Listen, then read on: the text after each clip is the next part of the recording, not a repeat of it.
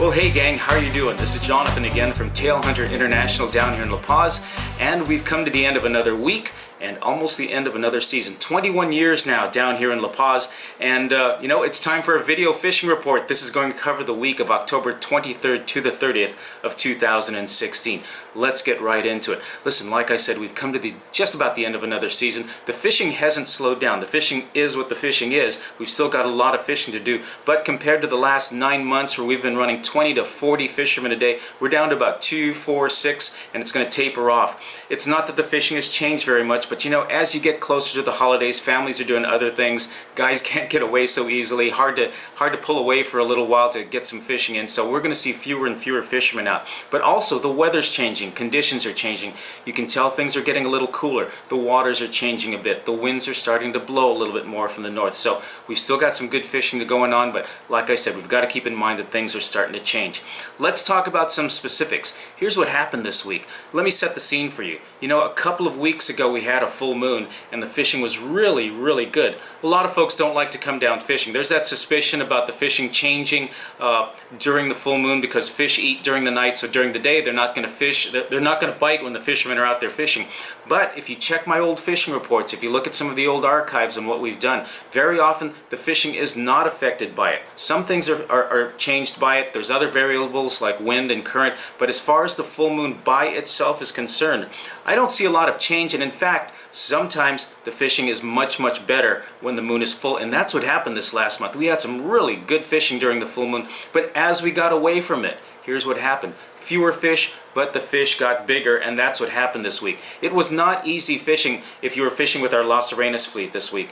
You know, maybe 1, 2, maybe 4 or 5 fish per boat per day. Sometimes maybe only 1 fish or no fish. But what these fish were is they were maybe double, triple the size, 20, 25, 30, even some close to 40-pound tuna running around out there, but you only got 1 shot at them. Or if you lose 2 or 3 fish, listen, that's not bad fishing, it's bad catching. Some of the guys, you know, they were fishing, and some of the ladies and kids too, they all had a good time, but you fight a fish for half an hour or an hour and it pops off, you know, that's bad catching, it's not bad fishing. So they still had a good time, but you could go out there and be one of the boats where maybe your buddy catches 1 and you don't catch any, or you hook 2 and you lose 2, and so you come back, and if you look just at the numbers in terms of what we caught for the day, it looks like we didn't catch much, but we actually hooked a lot of fish, but we were losing them. So we did have some really nice tuna over there at Las Arenas. The anglers worked really hard for them. If you got one of these, it was like hitting a home run. And we also had some of these other home run fish too. The wahoo are still out there. But now here's the situation with them. We've had a good wahoo bite all year long.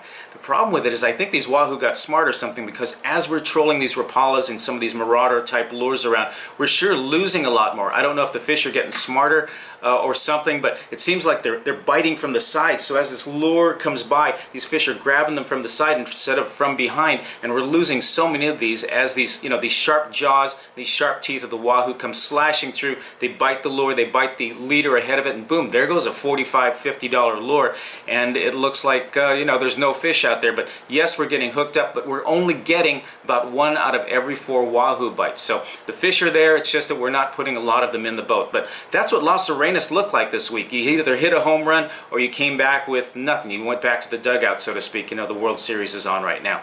As far as La Paz fishing is concerned, again, the same as it's been for many weeks. It's crazy fishing. It's like going to Happy Jack's fishing farm for trout when you were a little kid.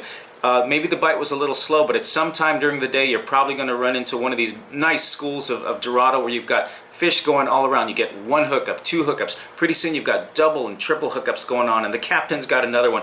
This is great fun fishing. Lots of action if you've got the family, if you've got kids, if you don't have a lot of experience, or you just have that 1 day to fish and you just want some action, or you're bringing out a significant other who hasn't got a lot of fishing experience. This is a lot of fun because you get 10, 20, 30 fish at a time or per day. Catch and release as fast as you're going. Keep a couple for dinner, maybe keep a limit of fish to pack and take home. But that's the kind of fishing we had at La Paz.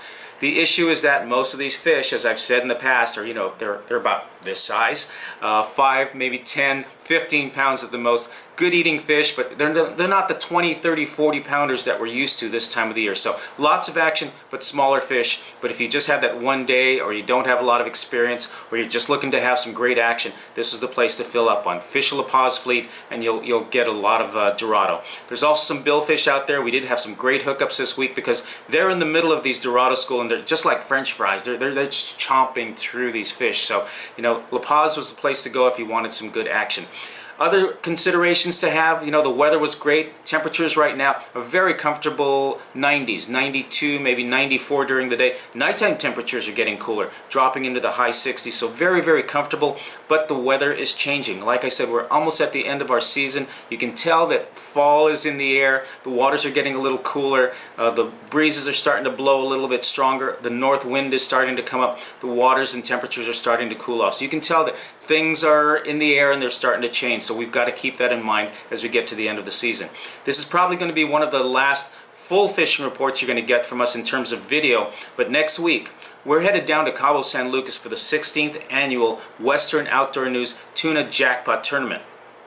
As of right now, today, we've got over 150 teams registered. This is going to be the 16th year that we're doing it. I'm the Baja editor for Western Outdoor News, so Jill and I will be down there working the scales, interacting and having fun with everybody. We've got, I think, maybe 2,000 people coming down for this thing. It's the largest tuna tournament in the world, and we're chasing the big boys, 100, 200. We've had fish in the 300-pound class at this thing. This is going to be big boy fishing, but it's a lot of fun. The motto of the fishing tournament is "Fish hard, party harder." How can you go wrong with that? So we'll be broadcasting from Cabo San Lucas next time you tune in. In the meantime, hope wherever you are, you're having a great day. Have a great week. Thanks for checking in with us again at Tailhunter International. And this is Jonathan.